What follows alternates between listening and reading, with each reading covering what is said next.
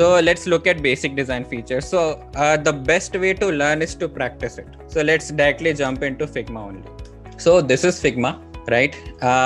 It is very, very easy. So let me introduce this to you, right? This is the file name Figma class, right? On the left, you have all the tools that you will need in order to create something, okay?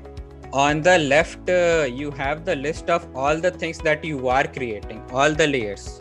So you understand difference between layer and groups, right? A layer can be either a shape or a text layer or a line. And a group can be group of layers and group of groups, okay?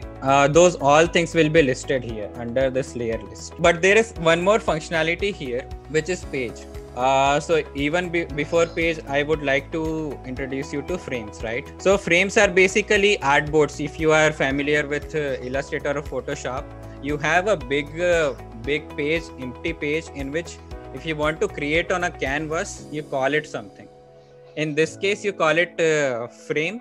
In other contexts, you call it artboards as well.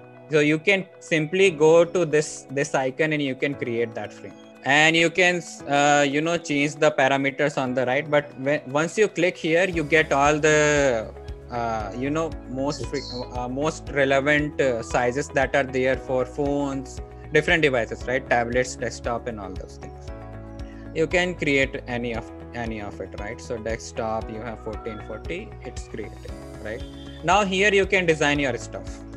So inside a page, you can have frames, you can have layers, you can have groups, right? Now you can have multiple pages. For example, this is one page, right, in which you can organize your different frames. You can have different pages also, right? So you can create a new page and you can create artboards here, and that way you can organize.